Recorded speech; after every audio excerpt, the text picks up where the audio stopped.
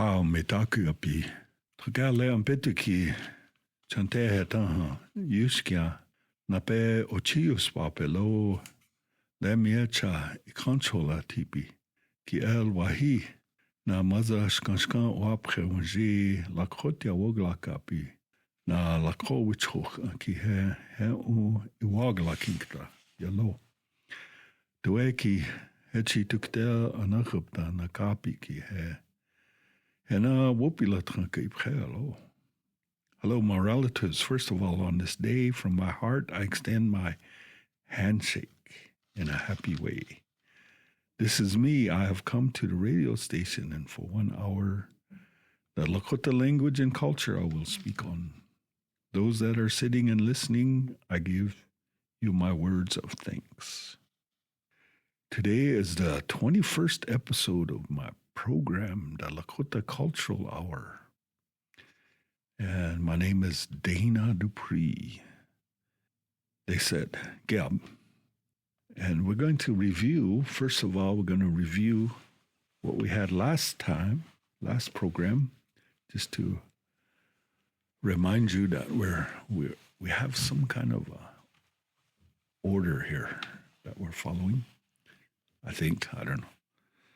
But we did talk about sentences. I found a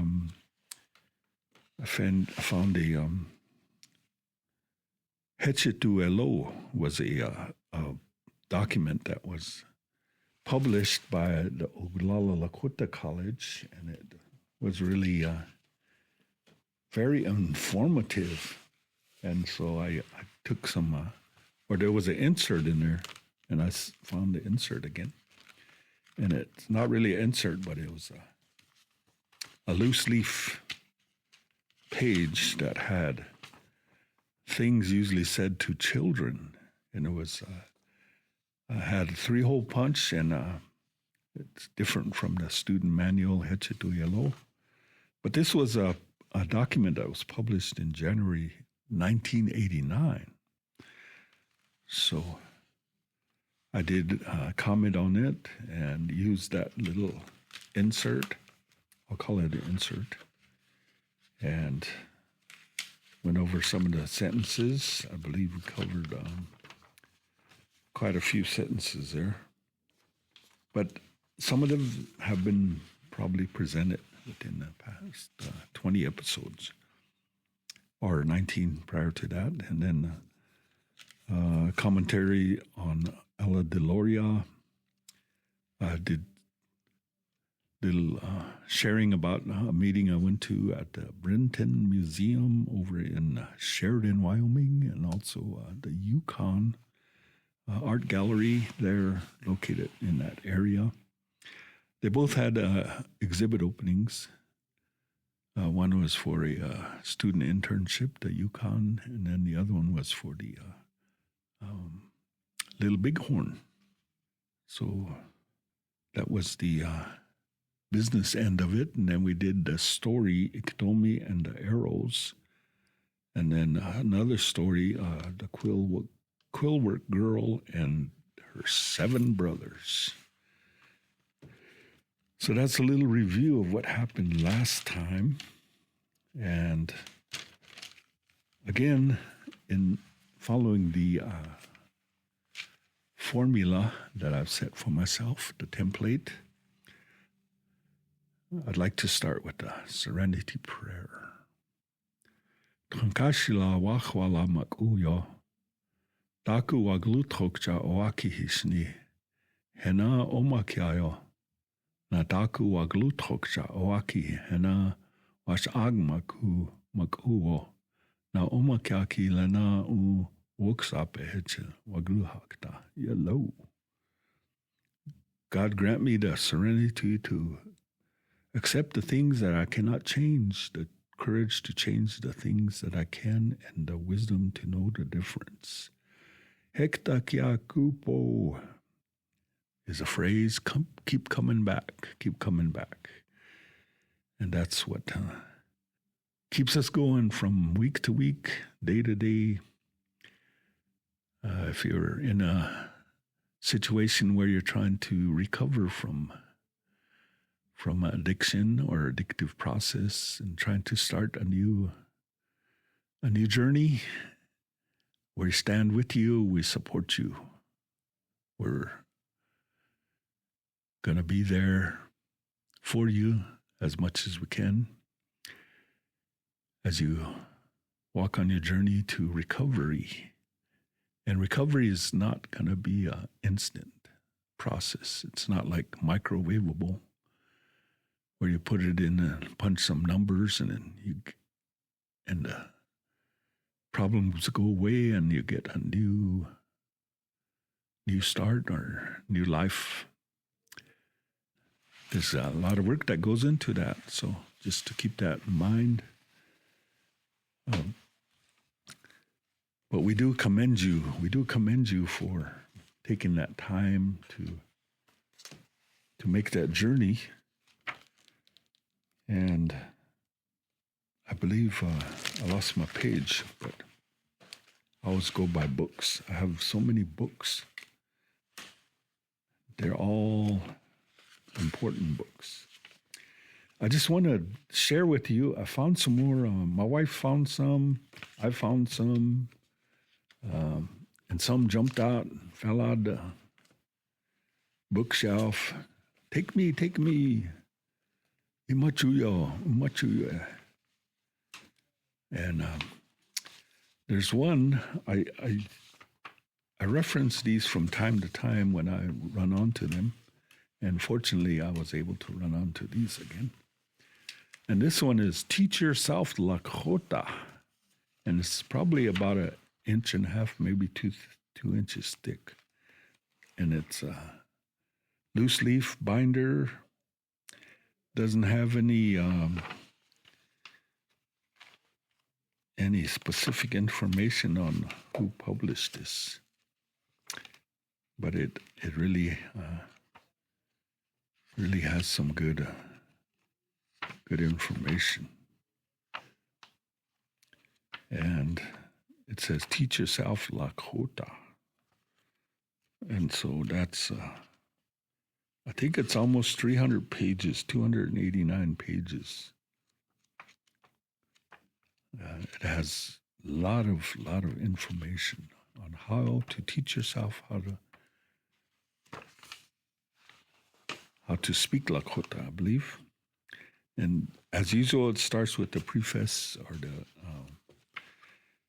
the information on history of the language, how it came about, language groups, and then it gets down into the process of learning Lakota, and this is more phonics, more in depth, breaking it into the areas of how to be an instructor. It's kind of a higher level, or it is. And then there's, I think this is just another one I found, and it has some terms, office terms in Lakota. And I believe this came from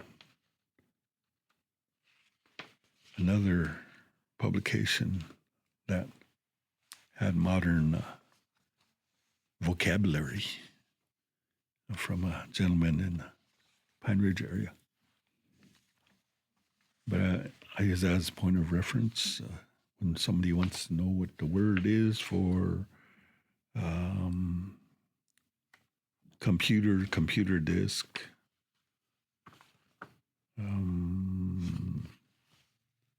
cell phone, calendar, fax machine, fax, file cabinet, keyboard, modem, mouse pad. But you probably seen that. Maybe you'll run into that. That one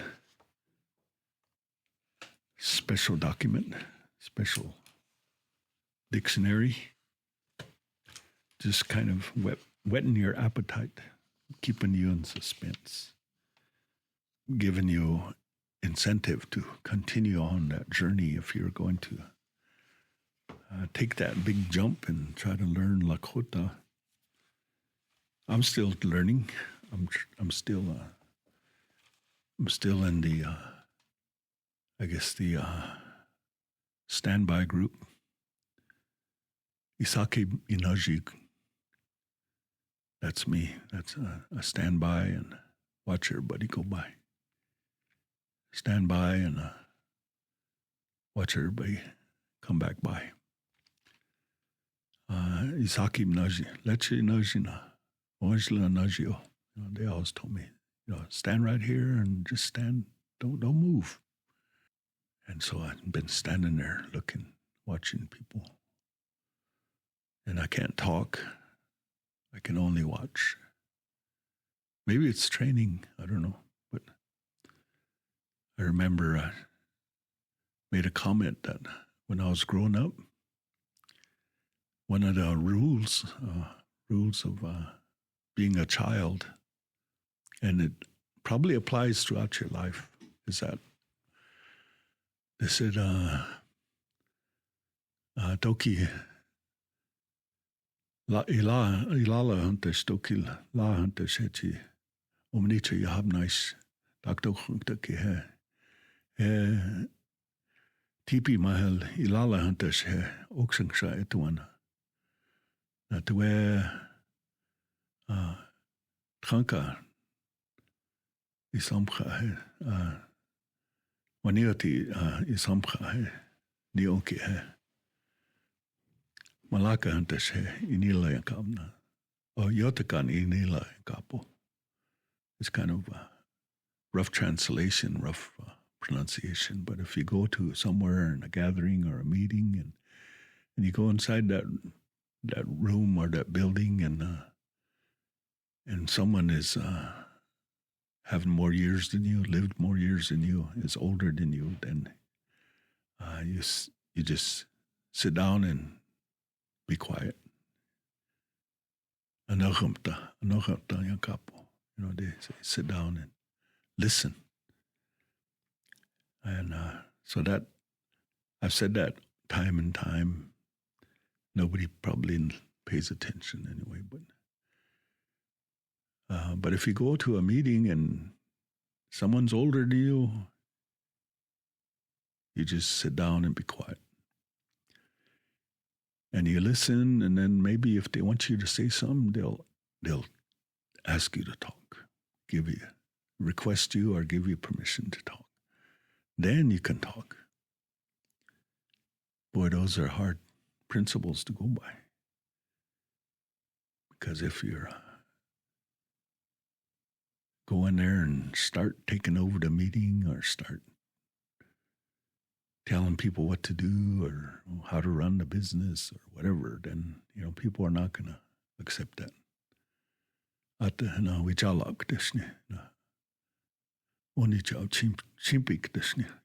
going to accept that, or they're not going to help you. But that's how things run. I also came upon this document, and this is probably about 20 years old or more. But it compares different linguists, and it compares different publications, and it comes up with 800 words. And so I went through these 800 words and I categorized them. And I put them by 100 groups of hundreds. So there was 8 groups. And I put the word K in one category. Words that I know. Then I put DK, don't know. And then DNU, words that I do not use. And then the bottom category, the fourth category, is U, words that I use today or at that time when I did this. analysis. So words that I know, out of 800, I knew 644, which was 80.5%. And words that I did not know is words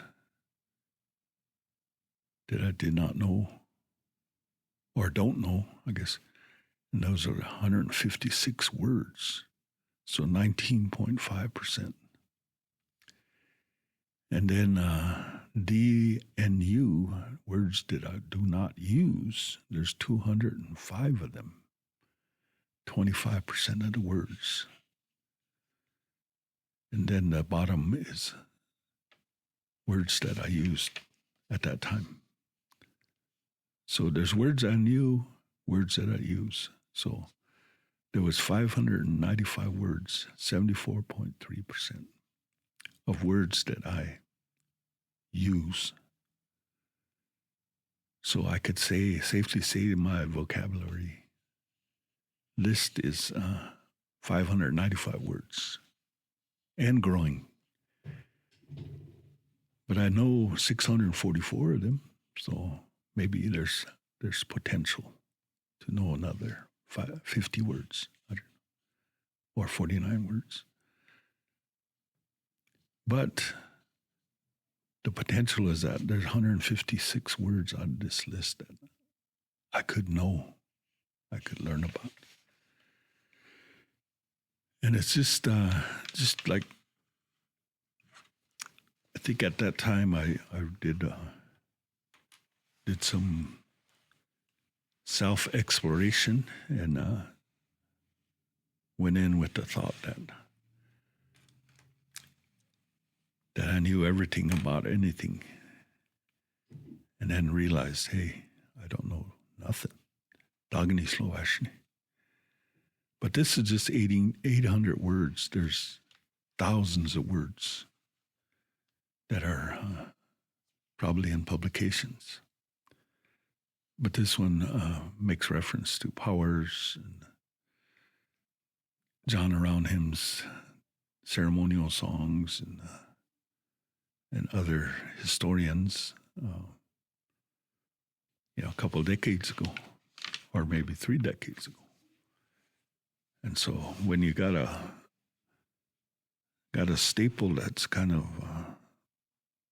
dates back to the 1980s, you know that it's historical in nature. But when you collect things, you hope to use things. There's another little folder, that curriculum development session that was done in 1995. And it was like a 4-day process. And when you do develop something like a curriculum, I guess you have to look at what's required by the school system and the word competency, competent, to be competent. I think that was one of the terms they used to grant us citizenship, is if we were competent. And maybe you can Google that and find out what competent means. So one of the early times when they, I think 1924, they granted us citizenship, but we didn't exercise any rights until 1941, I believe. And so that's something that, is interesting. But when you look at designing something for a school curriculum, that's more detailed. And this one addresses language arts, math, social studies, science, health, music, arts and crafts. And it breaks down per grade level. And so if you wanted to teach in a school system, that would have to be one of the areas that you'd have to look at. I found a book, and this is a book that's southwest, or it goes down across the border, up down into Mexico. And there was a time when I taught 7 years in a primary school, and I like to teach through stories, and that really captivated the interest of my students. And when I came into the classroom from a previous day, and I'd say, okay, we're going to have story time. We're going to have story time, and this is a story that we're going to talk about. And I would tell them the story, the name of the story, and I would start telling the story. And pretty soon the hands go up. Mr. Dupree. Taku Yachiho. You're telling that story wrong. Oh, what? Can you tell the story? Do you know the story? So they would tell the story the correct way, the way they know it. And they go until they can't go anymore. Then another hand goes up. And I pass it over to them, and they continue the story till they run out of information. Then another hand goes up. So I pass it over to them, and they carry that story. It goes on till that story is finished. And it makes for a good teaching, because I didn't have to tell that story. And it's kind of a pre and post test type of deal, where assessment, where that student or students are actually paying attention, and they're actually picking up that information. And it's just a story, but it gives them that sense of ownership too. So I have to try different techniques. Sometimes I turn all the lights off, and we get out of the desks. We sit in a circle on the floor, and we have story time, or we have our lessons. One time we were sitting in the darkness, and the principal came in and walking. We could hear his footsteps coming down the hallway.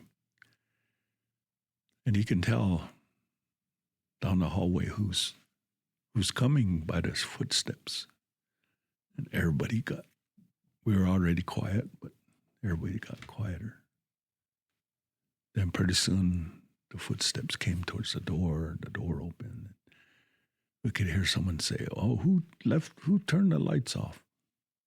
He was kind of disgusted. I guess we're not supposed to have lights off during school hours. So he turns the lights on, and he looks down, and he sees us all sitting in a circle. Oh my gosh.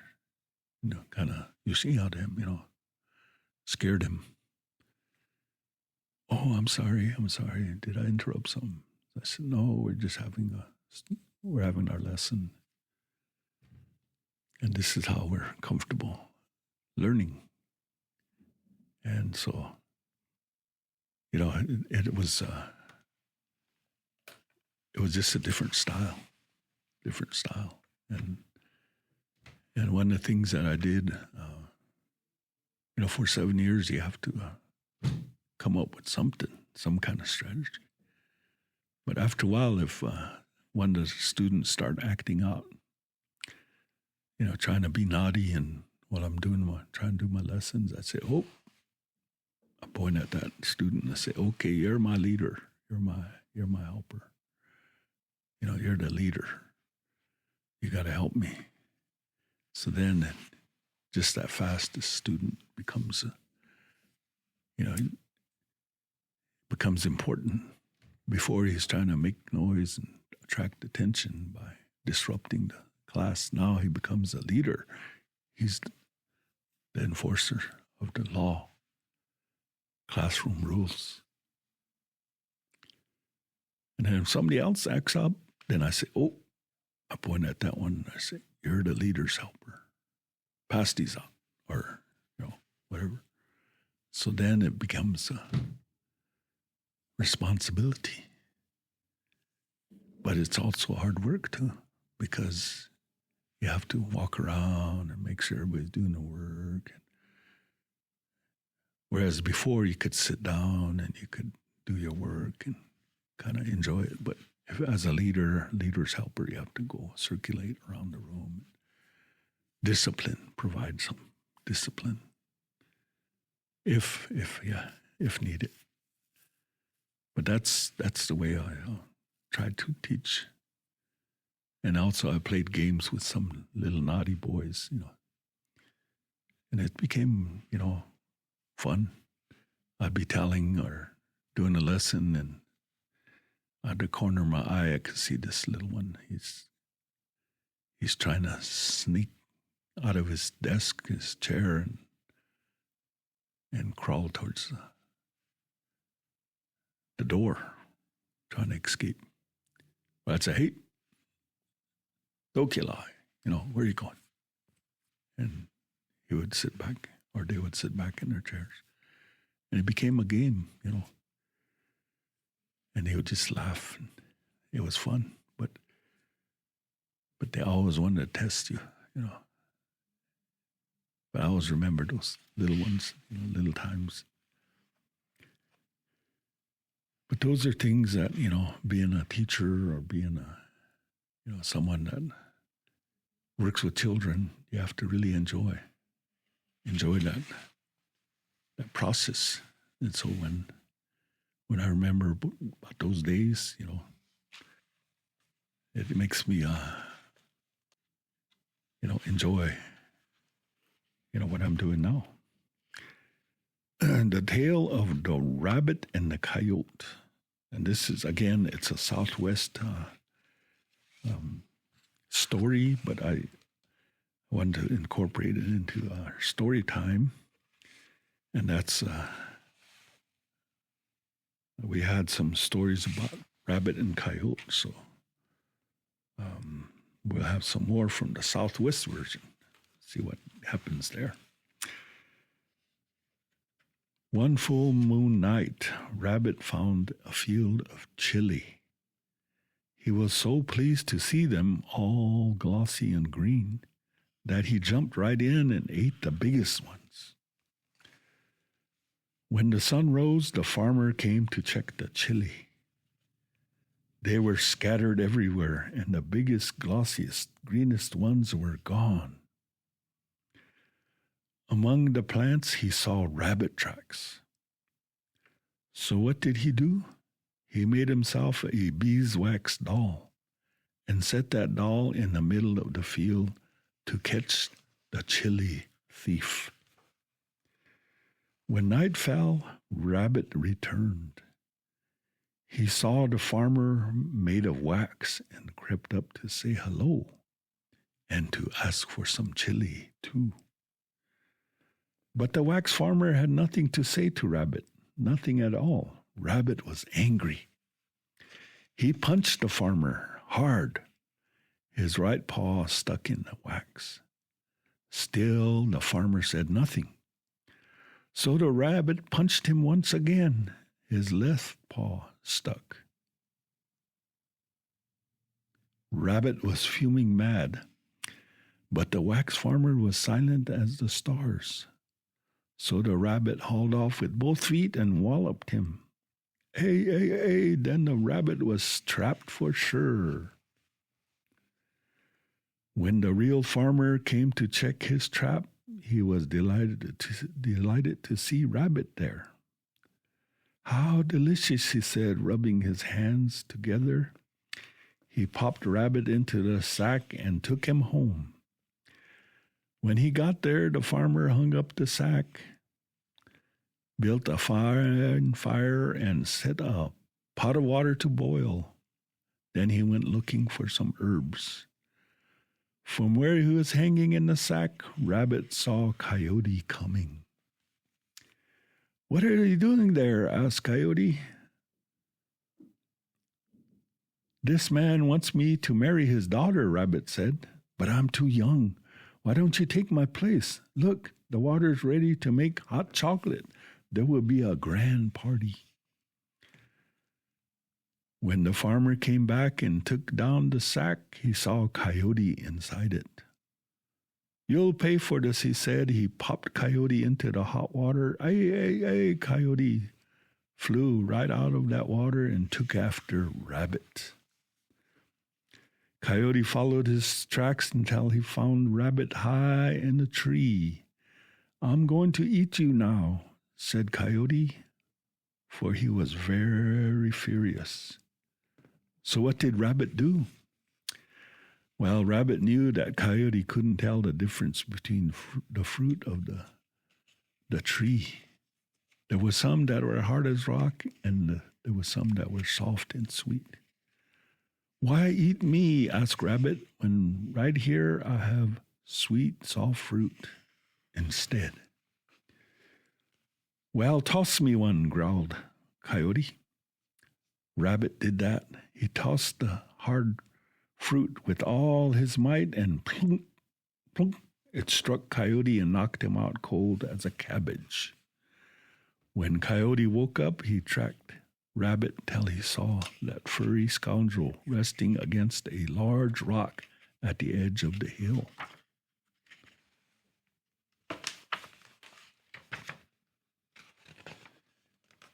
"Please don't eat me," pleaded Rabbit, leaning against a rock. "Can't you see that if I don't hold back this rock, it will roll down and crush the world? Here, you hold it while I find some people to help us." Coyote believed Rabbit and took his place. Rabbit hopped off, free as a bee. Soon Coyote knew he had made a mistake. He went after Rabbit, muttering all the while. When at last he found him, Coyote said, "Now I'm going to eat you." "But then, who will take care of the little children in this little school?" asked Rabbit, pointing to a wasp's nest on a low tree branch. "Someone needs to give it a knock if a pupil tries to leave." Well, Coyote loved to give knocks, so he took the job. He lay near the branch and waited. When a wasp flew out, he whacked the wasp nest with a little stick, and all the wasps came out after him. They chased him into a pond. Only his nose stuck out of the water, so they stung that many times. It was pitch black night when Coyote found Rabbit at the edge of the lake. Now he was really going to eat him. But Rabbit said, "Why eat me, Coyote, when I have been waiting for you so we can share the cheese that you see there?" Rabbit pointed to the moon's reflection upon the water. "Of course, Rabbit," explained Rabbit, "we must first drink all the juice of the cheese in order to eat that cheese itself."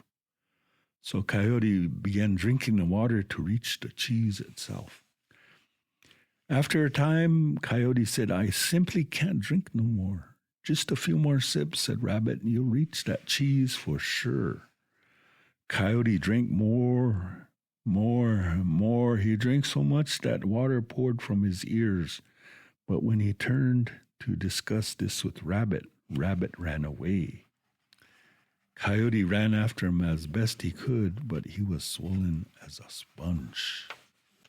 Now Rabbit knew of a ladder that reached into the sky. Rabbit began to climb it, up, and he hopped all the way to the moon.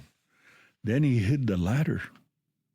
Far below, he saw Coyote looking for him up in the sky. But try as he might, Coyote never found the ladder. That is why, to this very day, Coyote sits gazing at the moon, and now and then he howls at it, for he is still very furious with Rabbit. So that's the story of the tale of Rabbit and Coyote. They're always getting into situations. But it's, again, it's a story about learning. And I think this was published in 1994. So that's the story of the Rabbit and the Coyote. Also, this past week, somewhere along there, we did have a meeting with on the Little Bighorn. And there was a series of meetings that took place. And I'm digging around to find my papers. And if I don't find them, I'll have to tell you a story. But there's a series of meetings, I believe it's the 150th year of the Little Bighorn. And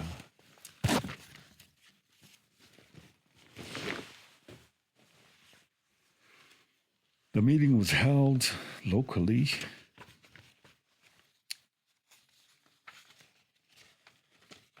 There was a meeting last weekend, I believe, down in Rosebud country. And that's where some of the information was brought to our attention.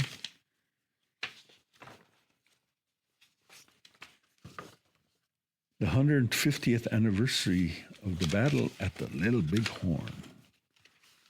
And so there was planning session number 5 was held and gave an update on what happened at the Rosebud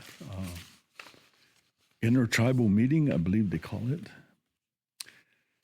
And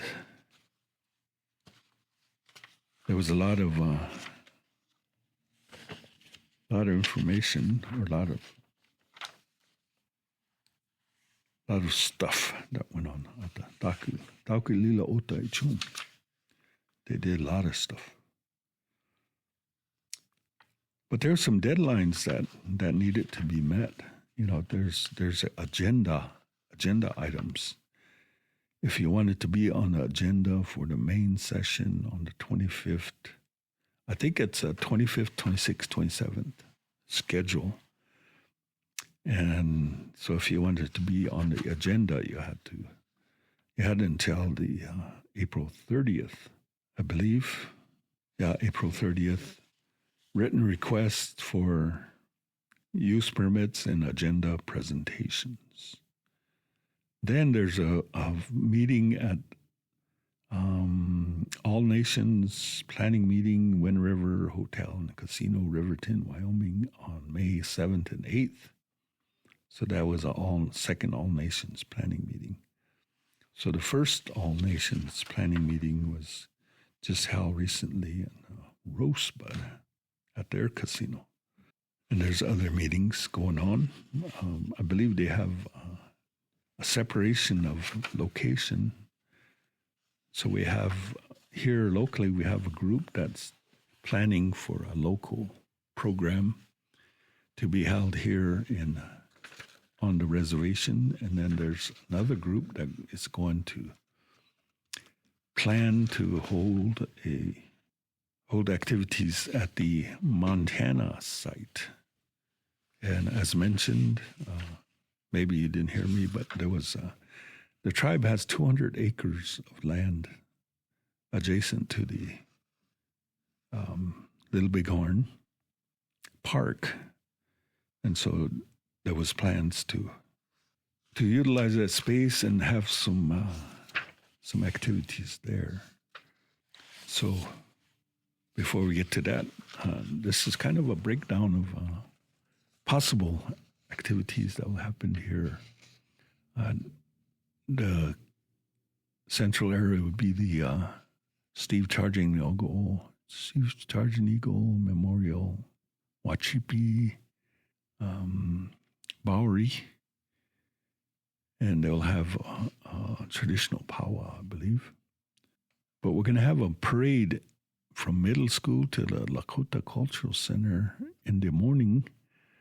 We're asking singers, horseback riders, walkers, and anybody who has a float to participate. And then once we get done with the parade, we're going to go to the Culture Center, I believe, and there'll be informational presentations. They'll have horseback riding in a grassy field east of the Culture Center. I believe that's the horsemanship program. And then they'll provide lunch, cookout food, it says. And then the Wachipi grand entry at 2 p.m., social dancing at the Wachipi grounds. And then they'll have a large dinner, a meal for the community around 5 to 6 p.m. at the Culture Center. Then that evening, it'll be a fireworks display, ? So it's not committed yet. So, but that's going to be a local activity, and if anybody wants to be a part of the agenda, I guess you might want to call the Cultural Center and visit with them. Those of you going to Montana, there is a 200-acre ranch, and there's going to be some agenda items, activities, flag parade, presentation, educational booths, cultural exhibitions, opening prayer at the events tent, presentation of family staffs and flag, presentations from descendants of the Little Bighorn Battle, honoring and memorials, Wakdegli ceremony, evening meal, exhibition dancing specials, and round dancing. So that is what they planned, what we have planned for local and Montana. And it's a 5-hour drive from here to Crow Agency. And so if you're going that way, you'll have some drive time. There are some resources. If you have an RV, there's 3 RV camping areas. KOA, Grandview Camping, Loves over in Hardin. And then there's a 7th Ranch RV campgrounds, but it's full, but there might be a waiting list. And also there's other planning items, but those would be things that I believe there might be another meeting. I'm sure there's going to be another meeting. And different individuals will be making reports and updating. But that is the 150th. And that we want to commend those that are working to coordinate these events, or these 2 separate programs, and hopefully everything turns out good. We also want to partner with some of the local tribes. I believe there's things happening during that particular time. In my little notepad, we have during that weekend,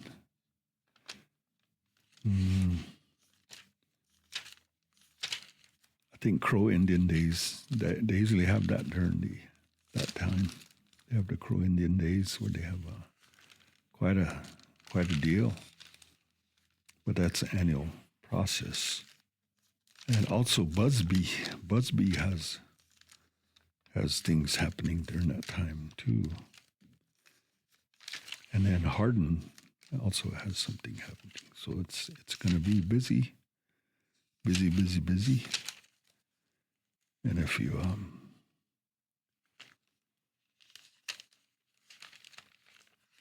want to get involved, you're welcome to Just stop by the culture center. They'll give you some information. And we'll keep you posted on some of the plans for the Montana session.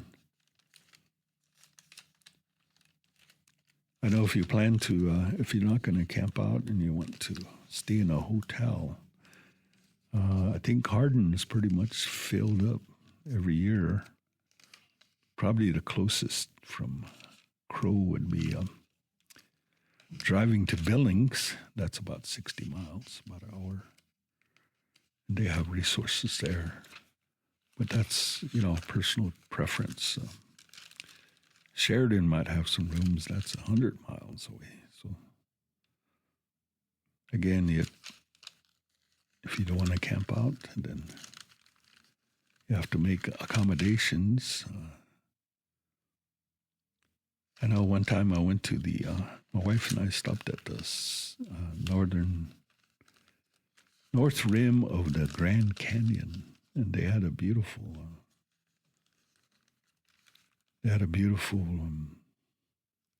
lodge there,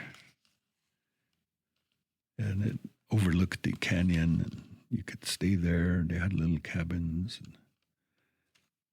and there were people checking in, tour bus pulling in, people bringing their luggage, checking in, and then visiting with some of the folks, some of the tourists. They said that they had to make their reservations minimum of 2 years in advance. So they have to plan out. They have to make plans. And then, unfortunately, there was a fire down there, and it burnt down that lodge. So now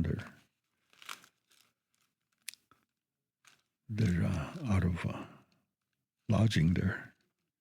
And that's the first time I've been to the north rim of the Grand Canyon, and it was very interesting. But I thought it was important to note that, if you do plan on making travel plans, you have to do some pre-planning before you go anywhere. And we have Busby, Montana, 150th celebration, June 26th to the 28th. The White River Days. One thing to make note of is if you're a Indian Relay fan, they have Horse Nations is sponsoring Indian Relay there in Busby. One time we went to Little Bighorn, and we ended up in Busby, and they had Indian relays during the daytime, and then Hardin, they had Indian relays at nighttime, and then Crow Agency had Indian relays. So there's 3 Indian relays going on at the same time. But I don't know if there will be that happening. I'm sure they'll have something going on, but that's if you like Indian relays. Me, I always make preference for bowling. I would really like to go bowling someday, but I don't even know where there's bowling alley. But we do have that information, and we didn't do any Lakota sentences today. Not because I didn't have any ready. It's just that we're just in shock because we had rain. Somebody did the rain dance. I don't know why.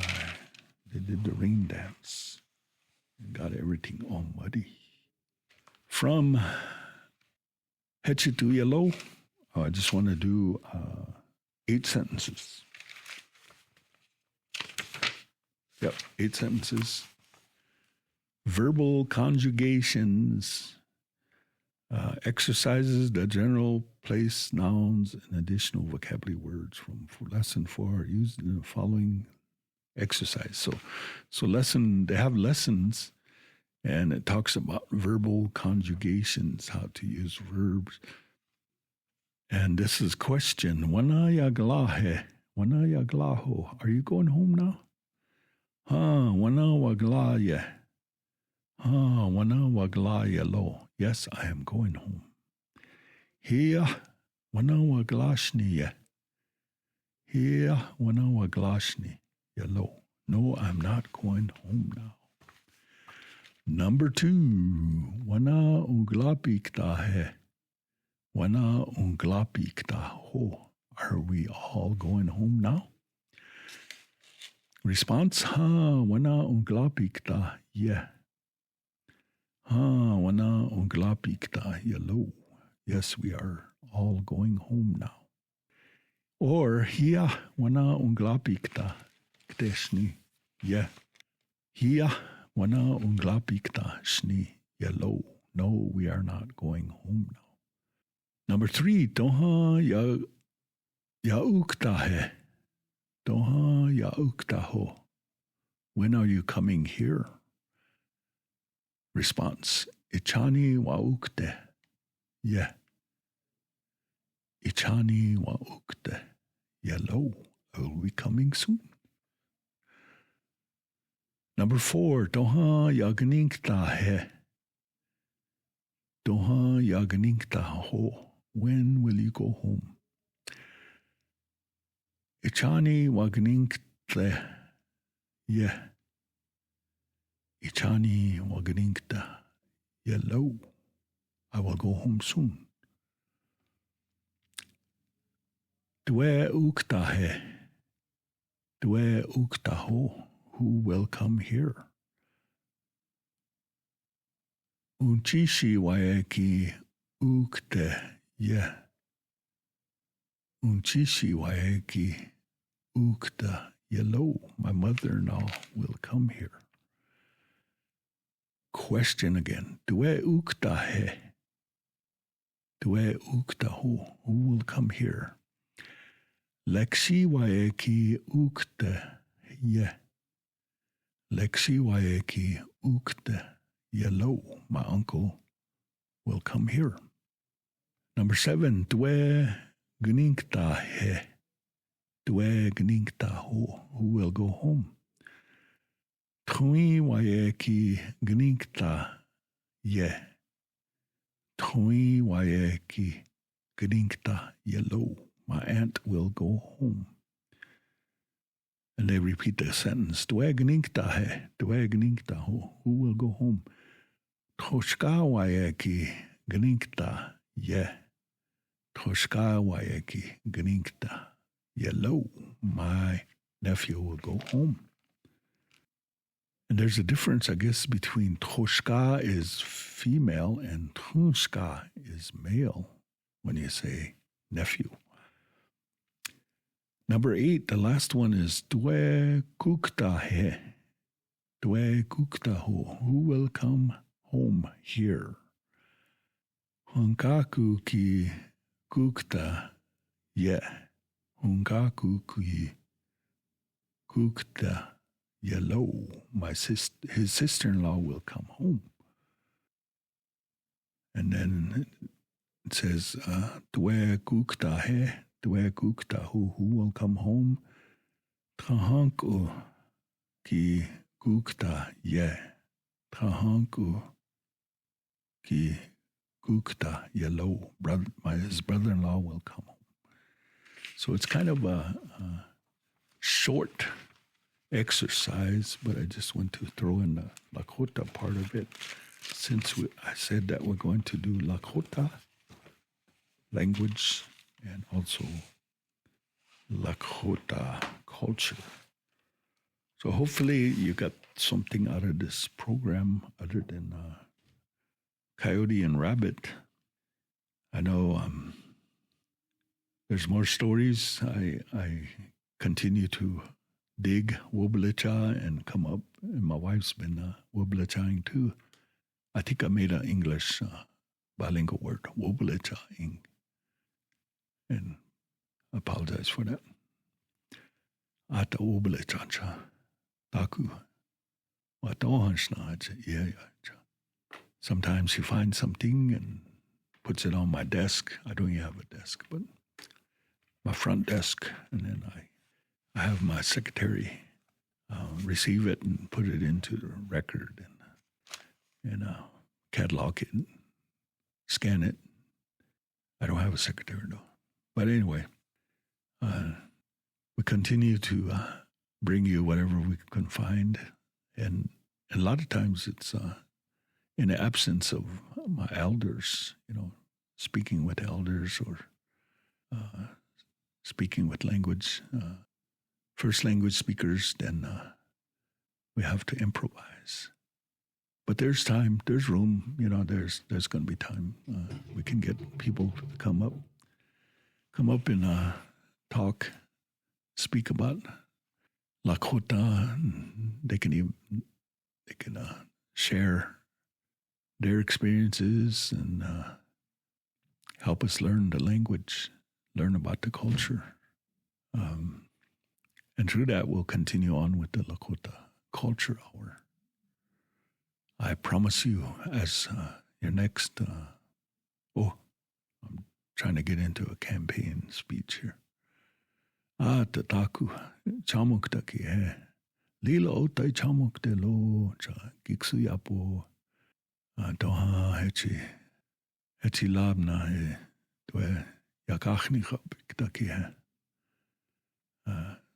Mitchacha jeki he giksu yapo. I'm just practicing. I say, when you go to make your mark and appoint or recognize somebody, remember me, because I'm going to do a lot of stuff. I can barely walk, so I don't know if I can run for anything. But lean petikile wana miglustancha tuena anaguptanya kake na wupila tranki khelo na kele tiata wagnina khlikhlila gehana tuktaki khlikhlila chale techia che washanktelo ashe do taki buza hanta she pejitro ki itaching de lo na ke maniki isa makraki ispank de lo che hogna trogata ke akele ti wana wogla ki ta wopila trankena kena na kena na better washti hapo. Have a good day. I'm going to go home and do this and do that and go through the mud. But when the mud dries, there'll be water, and the water will make the grass grow. So just enjoy yourself, and again, we'll come back and have a show, and heoganale wopila tranquilo o hame taukuye o yase.